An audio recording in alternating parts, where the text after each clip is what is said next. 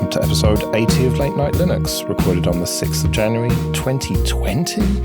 I'm Joe, and with me are Phelan. I'm calling from the future. Graham. I'm glad there is a future. And Will. Happy New Year. Yes, Happy New Year. I'm sure it's going to be great with the fucking end of the world and whatever. Way to go, Trump. So we're going to be going through our predictions from last year and making some new ones. So our 2019 predictions that we made last year. Let's start with you, Graham. You said that Valve will leverage Proton to test game streaming from its own servers. Did I really use the word leverage? You may have said leverage. I don't know. It's so difficult to make a prediction that's kind of original and one that's going to be accurate. I think it wasn't a complete failure, this one, so it didn't happen. And we did get Google Stadia, or we semi-got Google Stadia, I suppose. So I think it's brewing. And Valve did make some kind of inroads into it upped its game streaming game for like multiplayer games playing with other people, and also dropped its hardware. Its what was it called? Its little Steam box. Steam Link. That's it. Thanks, Joe. It dropped the Steam Link, but also, pushed packages for the Raspberry Pi, and then pushed apps for Android and other platforms to be able to do the same thing. So I really think it's coming. There are even stories in November to say that publishing terms were changing to possibly take into account the future streaming strategy from Valve. So I think I was just a little bit premature with this prediction, and maybe not this year, but I definitely think it's something Valve's thinking of, or perhaps waiting to see how successful Google or its competitors are. I was looking at VR headsets the other day, just as a passing interest. The technology fascinates me, and I'd love to own it, but it's still very expensive. So I was looking at comparisons of the various options available, and one of them, and I can't remember which one, was a wireless one, which seems to stream all of the VR games from the cloud directly to this headset. So you play it without a computer. And I would... although I don't think it was Valve that were doing this, but I would not be at all surprised if Valve get in on that idea this year. That's a good idea. I think that one of the Oculus headsets the mobile platforms have enough power to do some of the most basic games. Basic but good, considering all the inside-out calculations they're doing. They don't even have anything scanning your position. They do it all from the cameras. But I know that the wireless... for the wireless headsets, like the Vive, HTC Vive, there's a wireless edition for that. And that takes like a really specific piece of Intel 5. I can't remember what the specification is, but it's very close proximity, high bandwidth Wi-Fi effectively that you need to be within, a couple of meters of the transmitter and invisible line of sight. So I think you're right eventually, but I think that's going to take some time. Because latency is a problem with Stadia, and it's doubly so on a headset where they really aim to get less than 4 milliseconds between the time you move and the time they're updating the render and everything like that. Yeah, they need to add middle-out compression to make it good, like they did in Silicon Valley. But yeah, it's called the Oculus Quest, the one you were talking about there. It's 400 quid or 500 quid, depending on the storage. I didn't know that it streamed from the cloud, though. That's interesting. Maybe it doesn't. Maybe I'm wrong on that. Maybe it does have the processing power inside the headset itself. But that just boggled my mind. How can you do this? Yeah, I think it's supposed to be very good as well. I haven't tried it, but I have tried the Valve's Index, which is the really expensive one. It's like £1,000 for the complete kit. And it's, I'm really enthusiastic about VR, and Valve's announcement that the Alex Half-Life game has really divided the games community, which seems to really hate on VR because there's such a restriction in price getting into it, even though NVIDIA cards are more than the complete kit for the 2080 Ti's. But I really am excited as well, and I still really like it. Honestly, the immersion is genuine. It really is. I remember when you got Google Cardboard and broke your Nexus 5 screen. Yeah, twice. I did it twice. Twice? Yeah. Jesus. All right, so your second one, Debian makes KDE the default desktop, or Adobe announces Creative Suite for Linux. So you very much hedged your bet on that one. Yeah, what was I thinking? Was I drinking when we did this? I hope so. I think it's kind of fun to have a moonshot prediction. Adobe's surely got to cave in and create some of its applications for Linux. Maybe not. I doubt it. I very much doubt it. But I think that Debian defaulting to the Plasma desktop is not outlandish. It didn't happen, but it could have done, because Plasma is pretty solid and pretty well liked. And the best. Yeah, like Phelim, I think will agree that it's made such huge kind of progress over the last few years, and seemingly huge increases in popularity from at least the kind of comments that you see. I'm surprised, really, that there isn't a major distribution really running with it. All right, moving on to Will then. You said that Microsoft would open source Outlook and release a new browser for Linux. Almost the second one happened. They announced that Edge will be coming to Linux. You can't actually use it yet. But open source and Outlook, again, kind of, well, not almost really, because No. they did release Teams, but not as open source, just as an Electron app that's proprietary. So yeah, why did you think this? I was listening back to it. You said something about the fact that it's becoming irrelevant or something to have a standalone email client, and so they may as well open source it. Yeah, well, like Graham, I was drinking at the time, so who knows why he's making this decision. I still don't think that there's a whole lot of inherent value in a closed source fat email application. I know that there are a lot of people who will disagree with me very strongly there, but I think it's going to be a thing of the past before too long. I'm surprised that Microsoft's love of Linux and offering various olive branches to the community, like the XFAT and all the other bits and bobs they've done. This seems to be an easy win for Microsoft and would get an enormous amount of goodwill. So, if they were looking to win people over, then that would probably be a useful tool in their armory. But yeah, I guess they don't need it that much. I don't think it's an easy win for them, because open sourcing legacy proprietary software is quite difficult, because the code is so fucking horrible and you have to clean it up to not be embarrassed by the state of it. Yeah, that's a good point. If they do fall out of love with a full email application, then perhaps, it will just get thrown over the wall. But yeah, you're right. If it's still a going concern within Microsoft and lots of enterprise users are using it, then perhaps there are the usual scare stories about, security issues being discovered and things like that to think about as well. So your second one, surge pricing comes to public clouds for workloads with IPv4 addresses. So you were postulating that we're just running out of IPv4 addresses, and so they're going to charge a bit more for them, because still IPv6 just hasn't taken off, has it? Right, exactly. I would have said 3 or 4 years ago that IPv4 addresses were already very scarce, and the news was full of people saying we've run out and it's the end of the world, and then there's another class A subnet that we've just discovered. But I think genuinely they have run out now, but it's just that the big cloud players have got so many of them, they're able to still find a new one. I bet if you went to Amazon and spun up a virtual machine now, you'd get assigned an IPv4 address, no problem at all. So yeah, I don't know what's going on. I thought that they'd run out, but apparently not. I still think that the idea of charging more for an IPv4 address is likely to happen in the future. I think it's quite a good way of encouraging people to move to IPv6. But I don't know. They just don't seem to be worried that much to force it on people. Well, I have 5 of them, so I guess that's an investment opportunity that I have. Do you ever deal with IPv6 at work, Phelim? No. And I don't even know if there is an ISP that I think there might be one in Ireland that I could use. So it's not that common at all. But it's just going to need to happen. They can't just keep magicking IPv4 addresses, can they? Oh, NAT is perfect. So therefore we just lots of natted 192 networks. It'd be great. Yes. Well, on that similar vein, your 0.5 prediction was the Amazon backlash. come and host your code on AWS, and if it's successful, we'll just steal it. So you're basically saying that people were going to have a backlash against Amazon. That has somewhat happened, but ultimately we're all still buying shit and still running stuff on AWS. People fucking suck.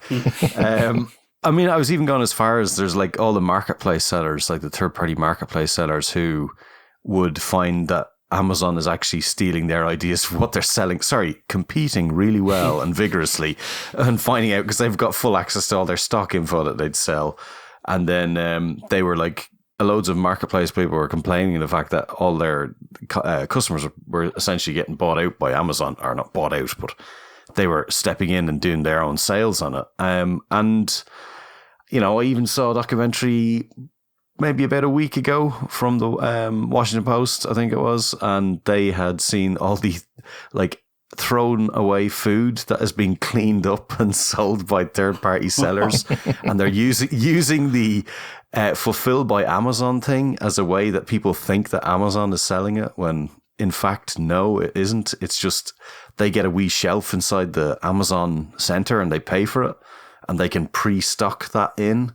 And then Amazon gets to do all the deliveries for you and all that, and gives this kind of grey area, like Amazon is making this product available when really it's from a trash can somewhere. So, yeah, if you bought food on Amazon, enjoy that. I hope it was tasty.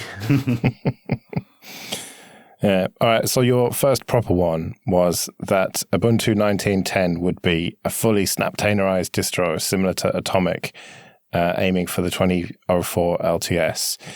And it was just, that was obviously not going to happen. We just knew it wasn't going to happen, and it didn't happen. They have Ubuntu Core for that. I can't say much, really. I mean, Will, with a little bit of distance now, can you ever see the main edition of Ubuntu being pure Snap?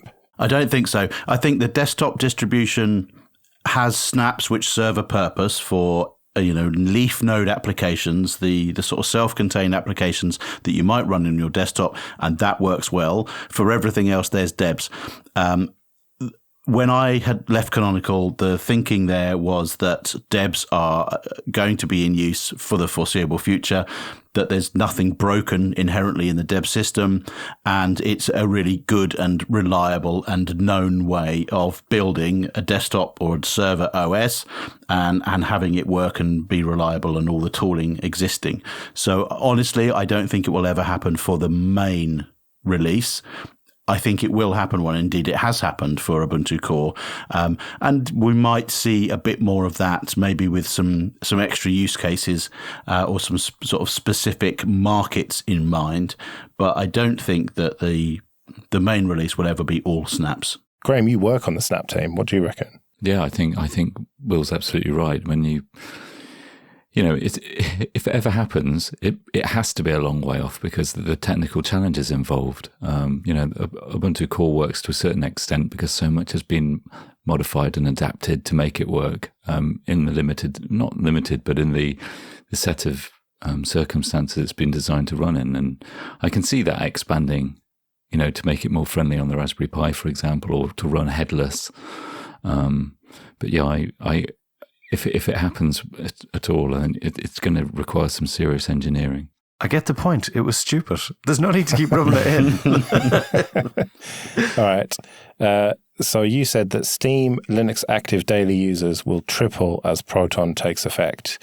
And I had predicted on Linux Action News that it would get up to 5%. Yeah, well. It was around just less than 1%, and it remains about there. Yeah, it went from about 650,000 to about 729,000.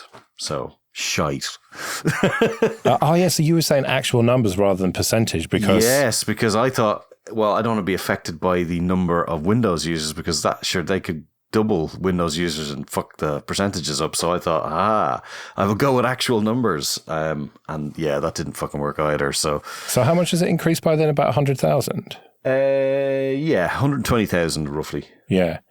Well, that's not bad. I mean, it's still a piss in the ocean, but... So apparently my maths is really bad. 80,000. All right. Okay, well. God damn it. It's still a fair number of users, I suppose. It would have been one more had they not broken GTA 5 on me back in, I don't know, late August. Stupid fucking update from not Valve, the other guys who make it. Rockstar. Yeah, Rockstar. They brought out their own launcher, and then that broke it, and I've been unable to play it ever since. I mean, you can see Valve diligently working away on the bug, trying to fix it, but yeah, stuff like that doesn't help. Well, it's a good job you weren't playing any EA games, eh? Because otherwise you get banned from playing them. True. Okay, this episode is sponsored by DigitalOcean. Go to do.co/LNL and you can get $50 credit with 30 days to use it. DigitalOcean offers VMs, or droplets as they call them, with full root access in data centers all over the world with really fast networking and super fast SSDs. And they offer Ubuntu, Fedora, Debian, CentOS, and FreeBSD, and some container distros. But if you don't want to use one of those, you can upload your own custom image. They have loads of one-click apps like Lamp and Lemp Stacks, WordPress, Discourse, GitLab, and it's really easy to set up. These droplets start from as little as $5 a month, and they scale all the way up to multiple cores and huge amounts of RAM and disk space. And they also have CPU-optimized droplets if you want just raw power, and memory-optimized droplets if you need more of that. They have really simple backups that have saved my bacon once or twice, and cloud firewalls that can stop network traffic before it even gets to your VM. It's really simple to add extra storage to your droplet, whether that is block storage or object storage, depending on your needs. So go to do.co/LNL and get your $50 credit. That's do.co/LNL. All right, well, in what I can only describe as a Crichton-style smug mode, we get to my predictions. You're a smeeg. Heed. So, 2 new Raspberry Pis, one $35 with 2 gigs of RAM, and one for $50 plus, and no risc-v Pi this year.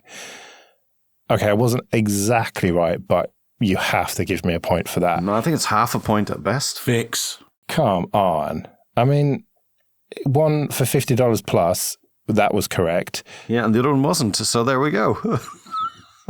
Yeah, I think you did really well with this. I really thought you called it wrong. Yeah. I just didn't think that it was time yet for Raspberry Pi to release a whole new, basically, system on a chip, effectively. Yeah, and that's what I said in the prediction as part of it, that this would have to be based on a new SoC, and I was just completely fucking right. It just that one little detail. At least you're modest. Well, yeah. The $35 one is only 1 gig of RAM. But yeah, I was just totally right. Thank you very much. So I'm calling that a complete win. And then I went for a very, very easy second prediction, and that is that Microsoft won't release a desktop Linux distro. I'd heard a lot of chatter about that. They'd been messing around with their Azure IoT distro and stuff, so they do have a Linux distro, but I said no way they're going to do a Linux one, because people keep saying that they're going to put a Windows type shell on top of a Linux kernel, and like some of the userland stuff might be proprietary, but I've always said that's just bullshit. They're not going to do that. And sure enough, I was correct. So there we go. So clearly I am the winner, because you lot were all wrong about all of yours, and I was right about both of mine. So Fair cop. Yeah, I think that's fair enough. Well done, Joe. yes. On to a bit of admin then. And first of all, thank you everyone for supporting us on PayPal and Patreon. It's very much appreciated. You can go to latenightlinux.com/support if you want to join those people. And remember that if you support us for $5 or more on Patreon, you can get an advert-free RSS feed. And if you want to get in touch with us, latenightlinux.com/contact. Okay, this episode is sponsored by Entroware. Go to entroware.com. And they are a dedicated Linux computer seller based here in the UK. They ship their computers with Ubuntu or Ubuntu Mate 1804. And they've got a huge range of laptops and some desktops and servers, and almost everything's configurable in terms of RAM and CPUs and storage. And they've recently refreshed the 14-inch Apollo, which is well worth looking at. I've got the slightly older version now, which I love. But now they offer the 10th generation Intel processors and up to 64 gigabytes of RAM, so you can just go crazy with your VMs. Like I said, they've got a huge range all the way from affordable stuff all the way up to real powerhouses, so you're bound to find something to suit your needs.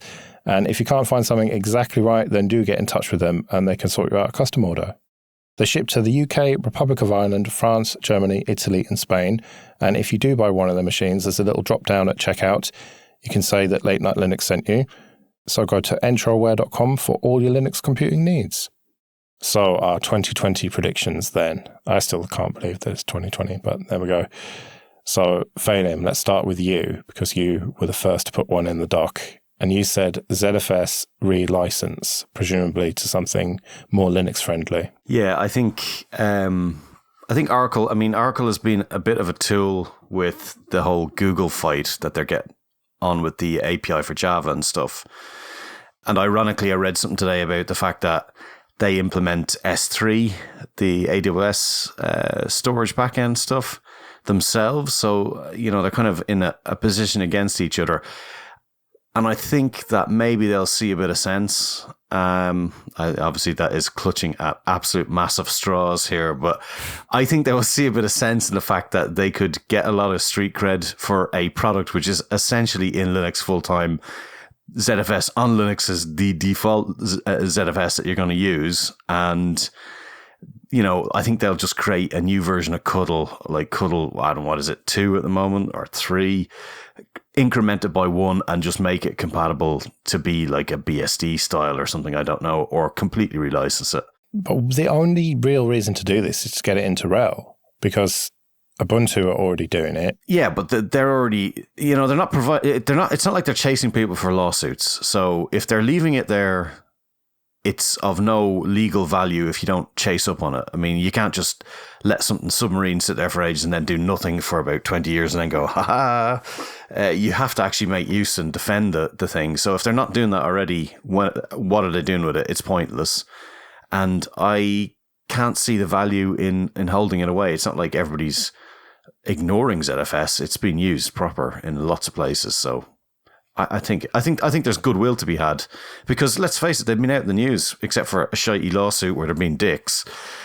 This is, of course, a personal opinion, and I just think they have to do something. And the way most of these people work, they'd like to sort of do a bit of PR now and again. I think it's a perfect one. Well, I could see it, but no, I'm going to say that I don't think it's going to happen. Well, I look forward to collecting the point. Did somebody buy you the difference between God and Larry Ellison for Christmas?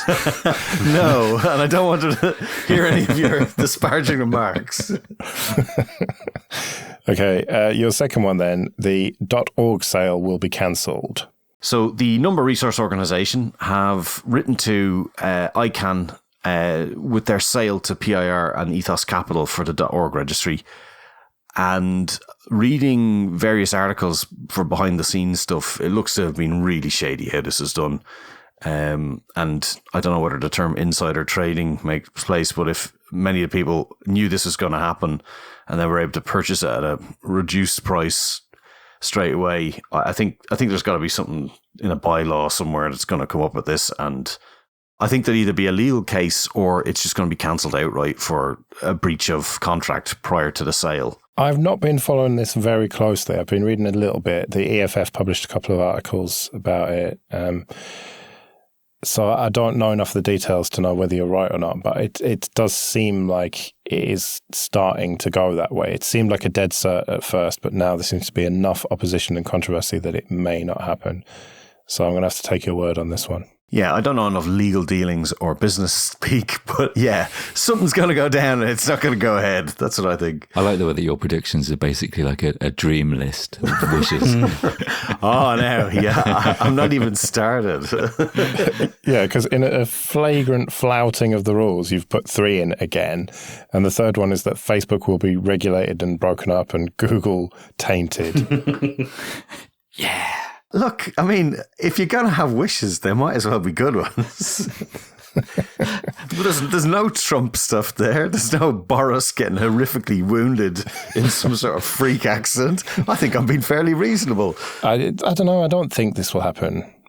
If anything, it would happen next year if Warren wins the election, which she's not going to because Trump's going to win. So it seems very, very unlikely that this will happen. It should happen, probably. But I think old Zuckerberg's going to be trucking on business as usual. Yeah, I'm not sure because there was even more Cambridge Analytica stuff got released there last week. And it's clear that they actually knew well ahead of time. Whether Zuckerberg did, I don't know. I'm sure he cannot recall. And I don't know. I think at a certain point the evidence stacks up, and somebody somewhere, not necessarily have to be the president to be able to pull these things off, but I just surely common sense can come around. Maybe we'll see. All right. So Graham, you said that Matrix will break through. Yeah, so this is obviously going to be a difficult one to measure. So I'm going to say that, the Matrix team itself puts out some kind of post saying, our success in 2020 has been unprecedented. And that's because I think, the federated messaging, which is what Matrix does, is it needs some kind of momentum to become successful. The problem we've had with social networks and everything for ages, for a decade or more. Mozilla's replacing its IRC with a Matrix, and Matrix solves a problem in an open source and federated way that I think a lot of us face. And I know at Canonical, for example, we use IRC, and there isn't an easy replacement for IRC. Lots of people use Slack, it's closed source. There are open source equivalents, even though they kind of rely on some kind of paid licensing model as well.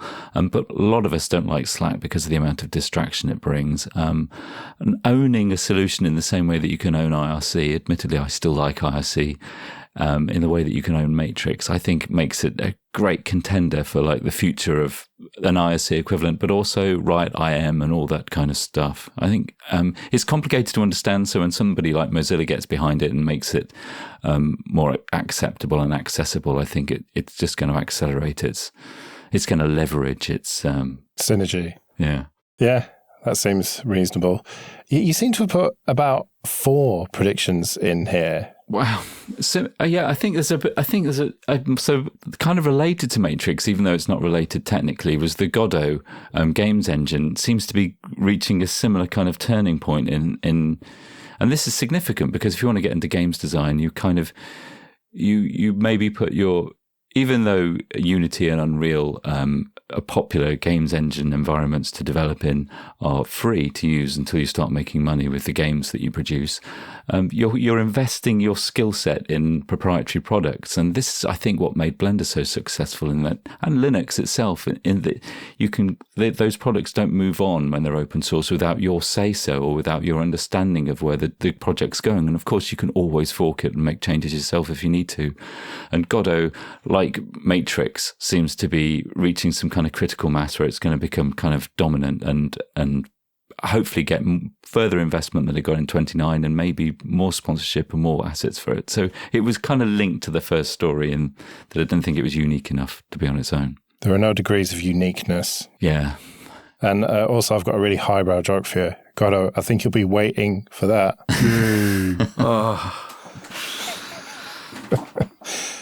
Yeah, seems reasonable though. Yeah, I don't think you are too far wrong with that, and I hope you're right.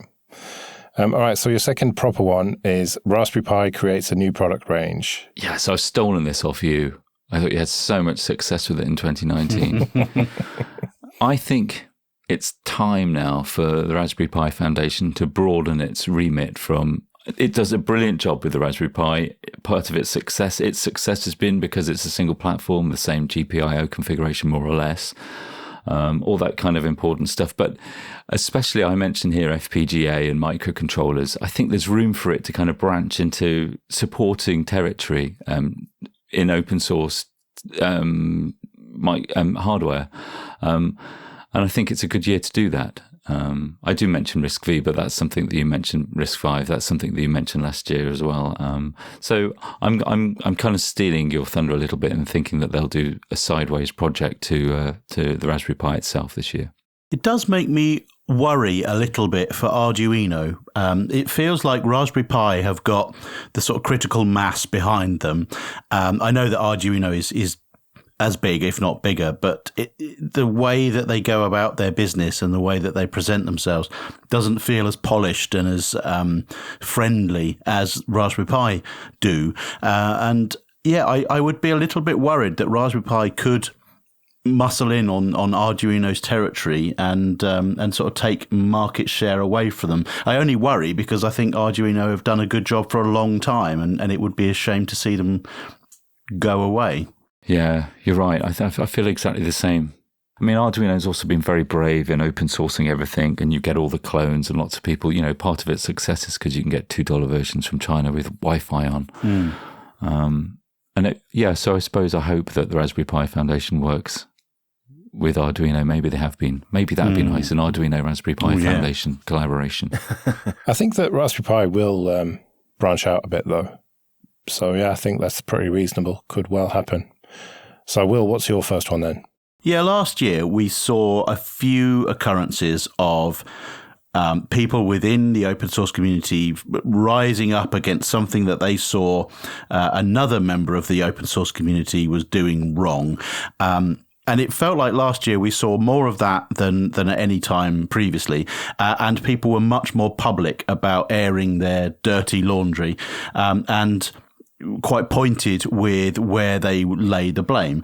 And that worries me. I think it sets a dangerous precedent, and I think we're likely to see more and more of that now. Now the idea is out there that this can be done and is acceptable. I think we're going to see more and more of it. And ultimately, I think that this will lead to more and more fragmentation, more and more infighting, more and more turf wars, and we'll be back to the sort of bad old days of Linux desktops. And I think that this ultimately will lead to people just not being asked anymore and walking away from open source projects that they've been involved in for years and years, purely because they can't be bothered dealing with the sort of the petty squabbles that people are now having.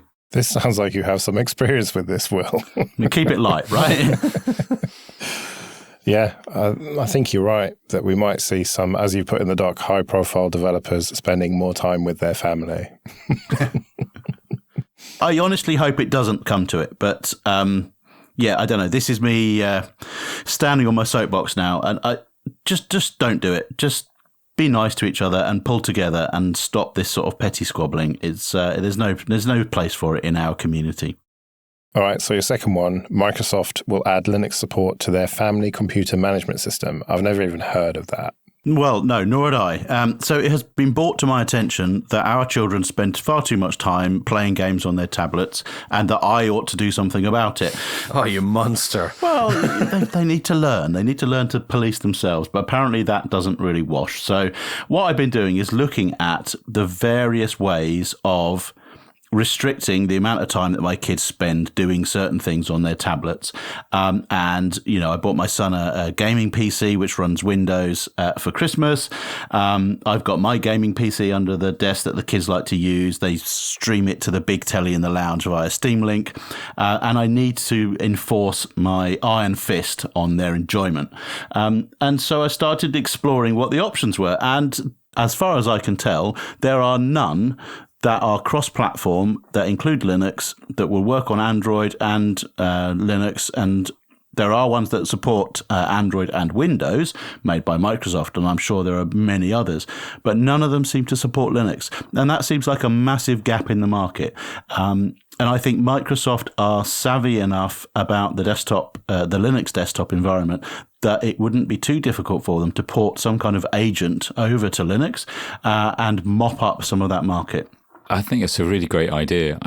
It's a real shame that there's not an open source project like this. I completely agree. I have the same problem. I know there's Disney Circle, which is like built into the router firmware. So it'd be fantastic if there was an open source project that was kind of built into open WRT or something like that. That could you could do it that way rather than running something on a desktop. You could just give them a clip round the ear. You're not allowed anymore, are you? Good job I'm not a dad. Well, that's it. The equivalent now is stopping Netflix for a few days. Yeah. Ooh, a few days. Take their phone away Jesus. from them. That's harsh. I don't think the Linux desktop market is big enough to justify Microsoft doing this, really, because all of the stuff that they've done for desktop Linux has been related to developers because they want to push them onto Azure. Whereas I suppose they all have families, or most of them do. But I'm not having it, I'm afraid, Will. This is not going to happen. Well, hopefully somebody will take this idea and do something with it. Yeah, it seems like prime for an open source project, but I don't think that Microsoft will do it. Right, so on to my winning ones for next year then. I think that websites other than Phoronix will start to cover Clear Linux. That's weird. I've heard this before. Yeah. This was stolen from Chris from his 2019 predictions, and it didn't happen then, but I think it will happen this year. If you look at any Phoronix benchmarking article, Clear Linux wins every fucking time because it is just so fast. There was one recently on the new AMD processor that's $50, which is going after the real low-end stuff. And even on the AMD low-end processor, it still kicked everyone else's ass. It is a good distro, but no one seems to talk about it. And I think that it's going to get more attention. And I think other sites like ours and the Register or whatever are going to start picking up some stories about it.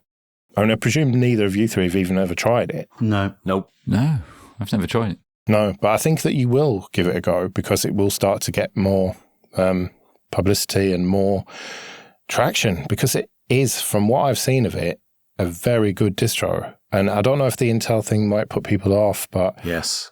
Well, yeah, I know that you're an AMD fanboy, but even on your AMD machine, it'll still run much quicker than Ubuntu or whatever, and it's rolling. Yeah, but I mean, how quickly? Like, at what point is the quick? Is it the booting speed? Is it everything? It's everything from what I've seen of the benchmarks. It sounds like Gen 2, and it sounds like you're compiling from stage 1 and everybody's got fucking tea trays in the back of their cars and lights underneath. I mean, really, how quick fucking is it? Like, do we really care? Oh no, I've saved a second on this query I've done, but yeah, I'm now going to connect to the internet with my shitty slow connection anyway, so... Well, put it this way. I don't think that the kind of people who sit on an Ubuntu LTS like me are going to use it. But I think people who are using Arch might move over to it because one of the great things about Arch is it's really fast and it's also really up to date. But how will they tell people that they're running, like, I just don't understand. Well, no, that's what I'm saying. I think the new, actually, I run Arch, or by the way I run Arch, is going to be, by the way I run Clear Linux. Oh, that's too much of a mouthful. It's not quick enough to say. They'd have to change the name. Well, I could just call it Clear. I think that, yeah, it'll get big enough that people just call it Clear. Doesn't sound Masonic enough. Well, we'll see about that one. And so I literally could not think of a second one. I was racking my brains and I had one in reserve that I really didn't want to use because it's such a cop-out, because it's so fucking obvious. But I'm afraid I'm going to have to go with it. Canonical will announce the IPO this year. I don't think it'll happen. Because it takes a while and whatnot. But I think by the end of the year, they will have announced that it is going to happen in 2021. I think we've had some form of this prediction for the last 5 years or whatever. Yeah, but I'm telling you that it's going to happen now, this year. It's going to be announced this year anyway. I will counter that and say that it won't happen. In fact, he'll get private investment and carry on. Well, Will and Graham, I don't expect you to comment on this because you are a little bit too close to it. So I'll have to ask you off air or something what you think. I can't believe they said that in the break. Jesus. So there we have it. That's the things that are definitely not going to happen from the others and things that will definitely happen from me. And I will win again. But we'll see. So we'll be back to our regular scheduled programming next time in a couple of weeks. But until then, I've been Joe. I've been Phenom. I've been Graham. And I've been Will. See you later.